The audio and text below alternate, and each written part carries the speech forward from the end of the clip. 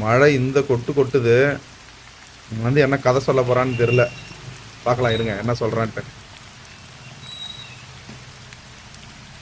புதுசாக என்ன சொல்ல போறான்.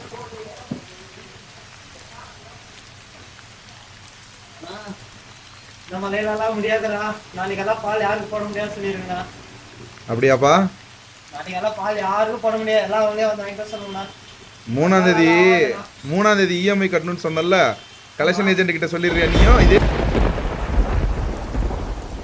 அண்ணா, புயல் மழை எது வந்தாலும் நம்ம வேலையை வந்து செய்யணும்.